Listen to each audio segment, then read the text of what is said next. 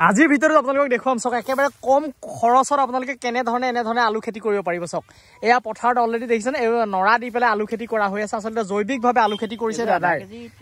আধা কেজিতকৈ বেছি ওলাইছে নে এজোপা গছত এয়া চাওক দেখিছেনে একদম সহজ পদ্ধতি নৰা দি পেলাই অলৰেডি কৰা হৈছে গতিকে আপোনালোকে ভিডিঅ'টো যিমান পাৰে সিমান শ্বেয়াৰ কৰি দিবলৈ নাপাহৰিব আৰু ভিডিঅ'টো শেষলৈকে চাই থাকিব বুলি মই আশা কৰিলোঁ নমস্কাৰ বন্ধুসকল মই সুদীপ্তৰ পৰা আশা কৰিছোঁ আপোনালোক সকলো ভালে আছে আৰু আজি বৰ্তমান আপোনালোকক মই অৰ্গেনিক আমাৰ আলু খেতি আপোনালোকক দেখুৱাবলৈ আহিছোঁ আচলতে ঘৰৰ কাষত এজন দাদাই একেবাৰে কম কষ্টিঙত 2 মাহত আলু আপোনাৰ মানে আলু খেতি সম্পূৰ্ণ কৰিব পৰা এটা পদ্ধতি আপোনালোকক অকণমান দেখুৱাব বিচাৰিছোঁ আচলতে দাদাই আজি কেইবা বছৰৰ পৰা এনেকুৱা ধৰণৰ আলু খেতিৰ লগত জড়িত হৈ আছে বৰ্তমান মই আলুৰ তলিত উপস্থিত আছোঁ অকণমান আপোনালোকক জনাম কষ্টিং বুলিবলৈ আলু খেতিটোত বহুত বেছি নহয় আৰু যেহেতু আমি ধান কটা যায় ধান কটাৰ সময়ত পথাৰত আচলতে এনেধৰণে নৰাখিনি চাওক এনেধৰণে মানে হেৰি হৈ থাকে আৰু এই যে নৰাখিনি কটা দেখিছে এই কটা নৰাখিনিয়ে কি কৰিছে চাওক এই দম দেখিছেনে এইফালে আৰু এইফালে চাওক এয়া আছে আলু আচলতে একেবাৰে কম কষ্টিঙত কম কষ্টত এনেধৰণে আলু খেতি কৰিছে দাদা নমস্কাৰ নমস্কাৰ আপোনাক অকণমান পৰিচয়টো দিয়ক হয় মোৰ নাম প্ৰফুল্লৰ পৰা আচ্ছা মই হেনচাৰত ঘৰ অকণমান জানিম এই আলু খেতিটো যে আপুনি কৰিছে কেনেকৈ কৰিছে কি মানে কিমান দিনৰ পৰা আলু খেতিৰ লগত জড়িত বা ইয়াৰ লাভালাভ কি অকণমান জানিব চেষ্টা কৰিম মই এই আলু খেতিটো আচলতে এনেধৰণে কৰা 4 বছৰ হৈছে আচ্ছা এইবছৰ 4 নম্বৰ বছৰ প্ৰথমতে মই এগ্ৰিকালচাৰ অফিচত শুনিছিলোঁ কথাটো যে নৰা আৰু জাবৰ দি পেলাই আলু খেতি কৰিব পাৰি প্ৰথম অৱস্থাত মই মাত্ৰ 10 কেজিমান আলু পথাৰত দি চাইছিলোঁ কমকৈ সেইটো খুব ধুনীয়া এটা প্ৰডাকশ্যন পাবলৈ সক্ষম হৈছিলোঁ তাৰপিছত এই কণ্টিনিউ 3 বছৰ কৰি আছোঁ এইবছৰ আলু খেতি কৰিছোঁ কিন্তু এইবছৰ আলুৰ কাৰণে এটা হয়তো ভাল বতৰ নোহোৱাৰ কাৰণে আলুটো বৰ ফলপ্ৰসূ নহ'ল তথাপিও মই ভাবিছোঁ খুব কম খৰচত এটা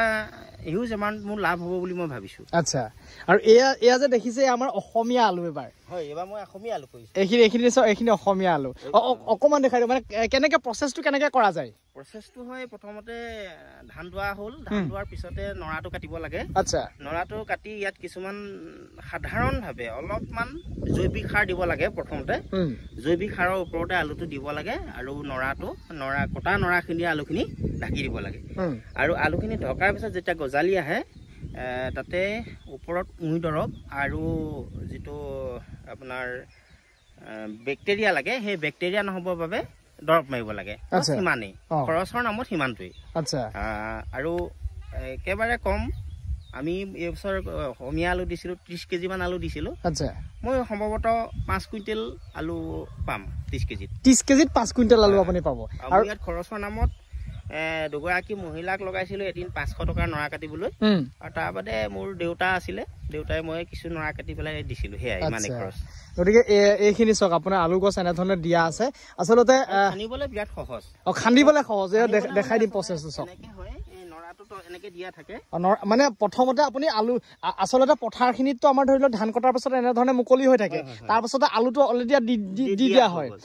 দিয়াৰ পিছত কি গছবোৰ এইবাৰ ভাল নহ'ল তাৰমানে গছবোৰ অলপ মৰি যোৱাৰ কাৰণে আগতীয়াকৈ খান্দিবলগীয়া হ'ল আৰু হয়তো 15 দিনমান থকাহেঁতেন আৰু আমি আলু প্ৰডাকশ্যনটো পালোহেঁতেন কিন্তু গছখিনি দেখিছে এনেধৰণে বেক্টেৰিয়া লাগি আগতীয়াকৈ মৰি গ'ল মানে বৰষুণ আহি গ'ল অলৰেডি বৰষুণ আহি গ'ল সেইকাৰণে আলুটো কিছু সৰু হৈ থাকোঁতে আমি খান্দিবলগীয়া হৈছে কিন্তু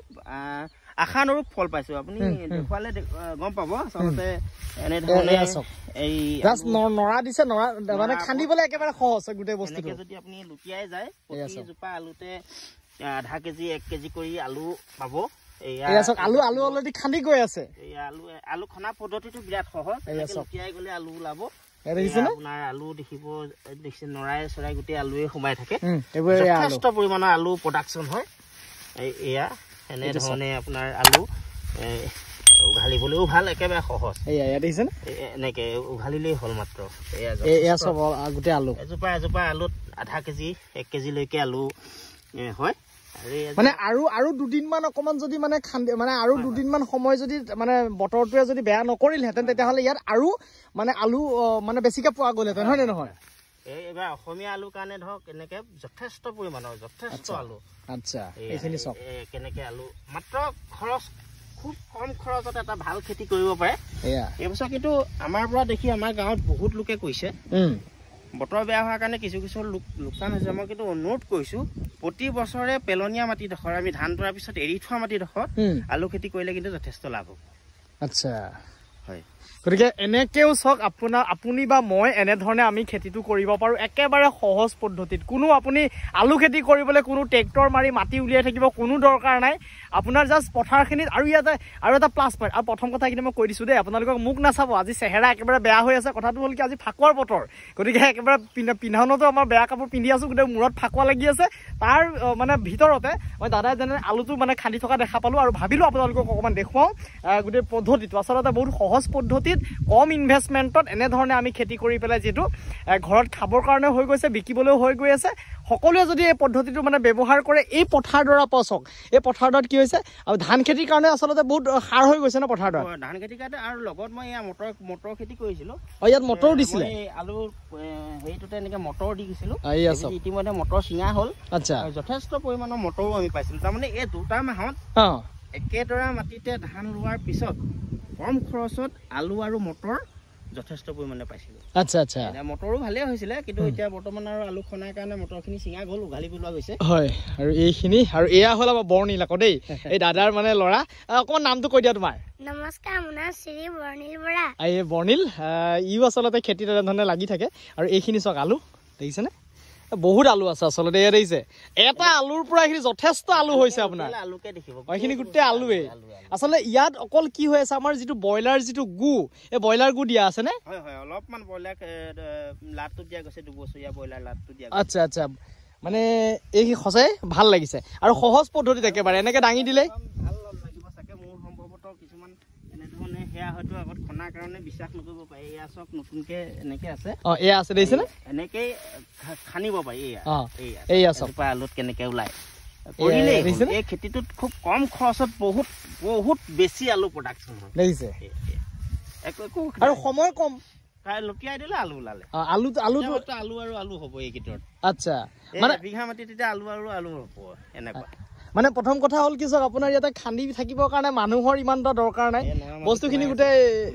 দেখিছেনে আচ্ছা এই পদ্ধতিটো আপুনি প্ৰকৃততে কেনেকে জানিছিলে প্ৰকৃততে মই এগ্ৰিকালচাৰত কোৱা শুনিছিলোঁ তাৰপিছত মই আচলতে বৰ্তমান মনত নাই কাৰ মই এটা ইউটিউবৰ চেনেলত চাইছিলোঁ কোনোবা এজনে দেখুৱাইছিলে তাৰ পৰা মই আনুষংগিক এটা আইডিয়া লৈছিলোঁ প্ৰথম অৱস্থাত মই 5ৰ পৰা 6 কেজি দি পেলাই নিজে মানে কৰি চালো কৰাৰ পিছত এটা নতুন পদ্ধতি কিন্তু মনলৈ আহি গৈ আছে আচ্ছা আচ্ছা এই নৰাটো যদি আমি কেনেবাকে আগতীয়াকে কাটি টুকুৰা কৰি পেলাই দিব পাৰিলেহেঁতেন তেতিয়া আৰু বেছি প্ৰডাকশ্যন পালেহেঁতেন মানে এইটো ঘুগুলা কৰি দিব পৰাহেঁতেন আচ্ছা আচ্ছা নৰাটো আমি গোটেই দিছিলো সেইকাৰণে গোটেই দিয়াৰ কাৰণে ধৰা বহুত দিনলৈকে হেৰি কৰিব পৰা নাই হজম হোৱা নাই নৰাটো যদি কেনেবাকে মেচিন দি নৰাটো কাটি পেলাই ঘুগুলা কৰি পেলাই দিব পাৰিলেহেঁতেন তেতিয়া আৰু প্ৰডাকশ্যন ভাল হ'লহেঁতেন আচ্ছা গতিকে এইখিনিয়ে এই প্ৰচেছটো আপোনালোকক অকণমান দেখুৱাব চেষ্টা কৰিলোঁ যদি এনেধৰণে আমাৰ পেলনীয়া মাটিডৰাত এনেধৰণে আমি কম কষ্টত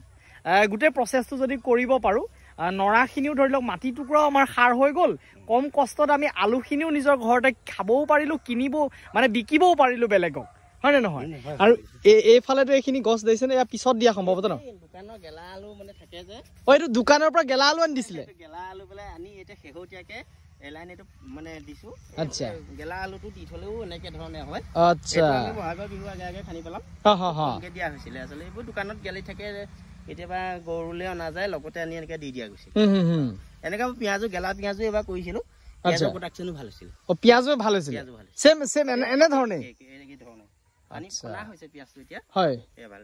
মটৰ গোটেইখিনিতে দিছিলোঁ আচ্ছা এইফালেও আছে আচলতে খেতিত এয়াও আছে এইফালে এইখিনি অলৰেডি খন্দা হ'ল দেখিছেনে আৰু এইটোতো ইমান টেনশ্যন নাই আপুনি এইটোতো অলৰেডি পথাৰত দম হৈ আছে বা এনেকৈ মেলি দিয়াৰ লগে লগে বস্তুটো আকৌ পচি গুচি যাব এইটো আৰু পচি যোৱাৰ লগে লগে এইটো এতিয়া তুমি হালধি খেতিত ব্যৱহাৰ কৰিম এইটো এতিয়া ইতিমধ্যে হালধি দিবৰ দিন হৈছে আচ্ছা এই মানে বিহুৰ আগেতো গোটেই আকৌ উঠাই নি হালধিৰ ওপৰত দিয়া যাব মানে একোৱে পেলনি নাযায় আচ্ছা আচ্ছা আচ্ছা গতিকে এইখিনিত হালধিত আকৌ দি দিব পাৰে দেখিছেনে গতিকে এয়াই হ'ল আমাৰ খেতি আচলতে টেকনিক কম কষ্টত কম খৰচত এনেধৰণে খেতিটো কৰিব পৰা যায় যদি ভিডিঅ'টো ভাল লাগিলে বন্ধুবৰ্গৰ মাজত আপোনালোকে শ্বেয়াৰ কৰি দিবলৈ নাপাহৰিব আৰু চেনেলটোত যদি মোৰ নতুনকৈ ভিডিঅ' চাই আছে চেনেলটো ছাবস্ক্ৰাইব কৰিবলৈ নাপাহৰিব আৰু কাষত থকা বেলেগটো দবাই দিব তো আজিলৈ আহোঁ আকৌ নতুন এটা ভিডিঅ'ত লগ পোৱাৰ প্ৰতিশ্ৰুতিৰে বিদায় ধন্যবাদ বন্ধুসকল